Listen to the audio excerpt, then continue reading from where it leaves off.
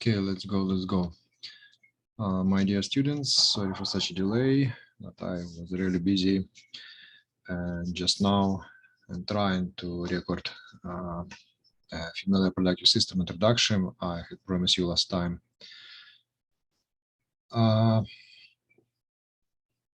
What we are talking about? We are talking about the relationship between three key points, 3K organ in female ovarian cycle function. It is ovary, pituitary gland, and the uterus functional layer, of course. I don't want to go deep into anatomy now. I'm sure that you actually know great specialists in anatomy, but now we are trying to add a little bit physiology. And we will try to draw all the links, all the relationship between these three organs during the ovarian cycle, different stage between day 0 and day 28. Those the day 0, what we have, absolutely clear, completely shredded functional layer, just base layer we have. We have low level of estrogen. Because of what? Because I'm sure that you remember that the main sources of estrogen during this stage, it's the follicles. The follicles or inside the ovary. And the pituitary gland getting the signal, receiving the signal about the lower level of estrogen, starting to produce a lot of follicle stimulating hormone. The follicle stimulating hormone affect the ovary and stimulate the primary follicles to develop and to growing up. And the primary follicles continue this development and becoming secondary follicles. What's happened now? The secondary follicles much bigger compared to the primary, and now producing much more estrogen, and this causes decreasing the level of follicular stimulating hormone. Because the pituitary gland receiving the signal, how exactly the completed cycle I will be asking you during the endocrine system, because to understand it completely, you have to go to hypothalamus-hypophyseal system and to understand the relationship between hypothalamus and the pituitary gland. And this will be one of the additional questions for the topic endocrine system. Now we are going only about the final effect, the direct effect, the secondary follicle producing more estrogen, and the increasing level of estrogen causes the decreasing level of follicular stimulating hormone. But whatever, we have some level of follicular stimulating hormone, and it's continued to stimulate the follicles, but not all of them. Usually just one, rarely two, or rarely three, becoming mature or graph follicles. And these mature or graph follicles producing huge amount of estrogen. A lot. What's happened now? This peak level of estrogen sending a powerful signal to pituitary gland, and the pituitary gland receiving the signal understand that the follicles already ready for maturation. Usually it happens on day 14. And the pituitary gland, for short period of time, producing double hormone combination, follicle stimulating hormone plus lutein hormone. And this way for pituitary gland to stimulate the rupture of mature follicle. And from that moment, we have two objects we have to take care. From that moment, we have ovum as the final result of all of this process. And we have the remnant of the follicles minus ovum equal corpus luteum. And the corpus luteum, exactly, this is the part of the ovum which continue to produce the hormones, but not only estrogen. And now we have two hormones. We have estrogen plus progesterone.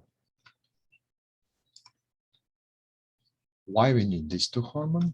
Now let's go back to the beginning, to day 0, and let's check what's happened during all this period of time before day 14 and little after with the uterus, with functional layer of uterus. All this set of hormones we need with the primary pupils to stimulate the functional layer of uterus. More hormones, the bigger, the stronger becoming functional layer of uterus. How exactly the hormones stimulates the functional layer? If you want to ask me for level of 5, you have to find this information and you have to introduce me this next time.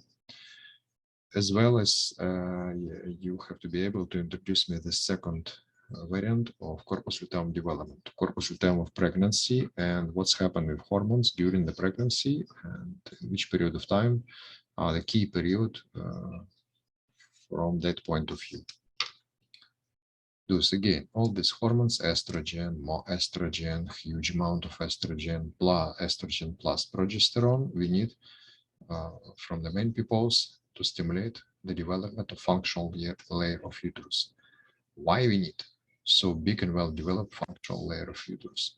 Because what is the main pupils of uterus? The main pupils of uterus, this is the house for the future embryo, for the baby's development.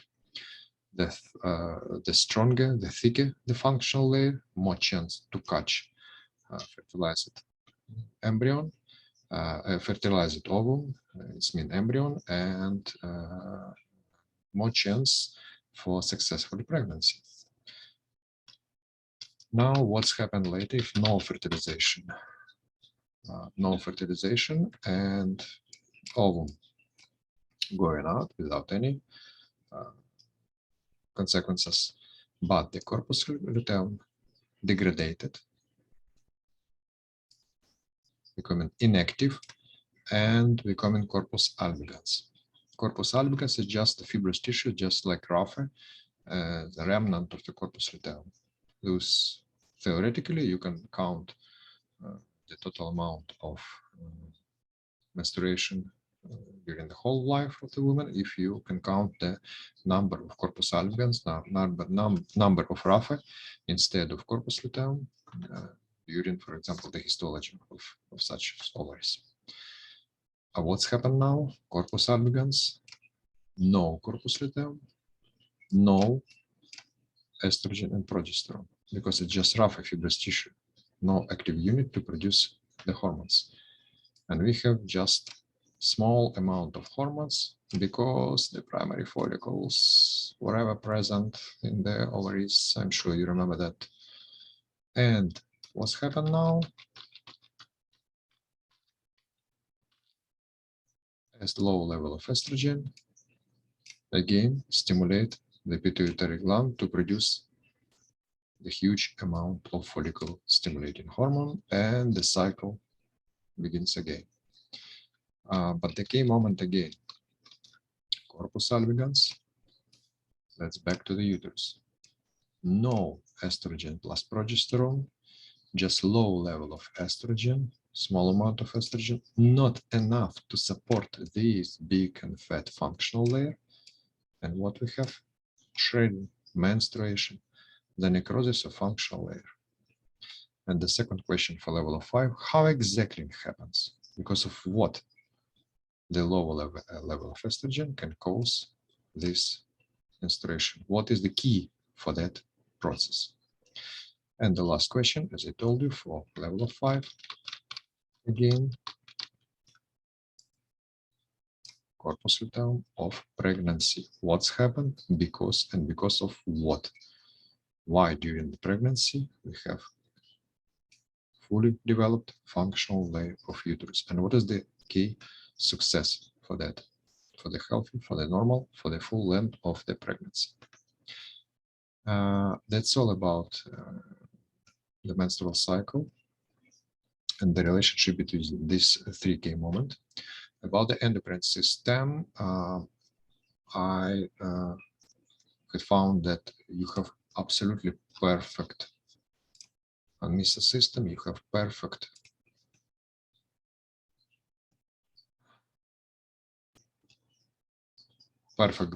guidance by our department. That's why I have nothing to add to this guidance. Just I want to emphasize one of the key moments regarding to the pituitary gland. You can find this here and exactly here. But I want to show you that moment using this schema. Thus, you will be reading that the pituitary gland consists of two main parts, anterior pituitary and posterior pituitary, or adenohypophysis and neurohypophysis. And the key difference between them that the adenohypophysis is actually absolutely classic endocrine glands which produce the hormones. The posterior, again, this glands does not produce hormones, Anterior and posterior, they even have absolutely different origin. And here you can find there. The anterior originate from ectoderm as a classic endocrine glands, but the posterior originate from developed from the field ventricles, from the central nervous system.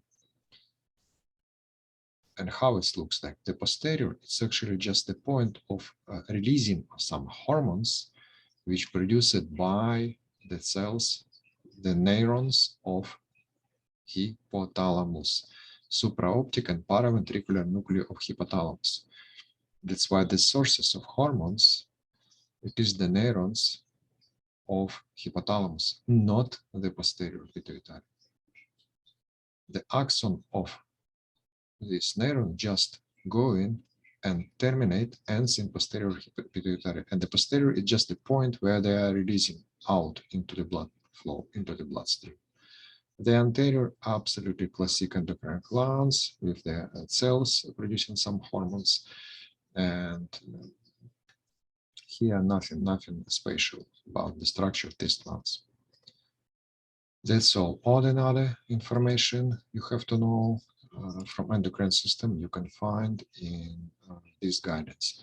What exactly you have to know? You have to know the name of some particular gland, of course, the structure, the location, topography as a classic organs, and after that the list of hormones and briefly about the action of these hormones.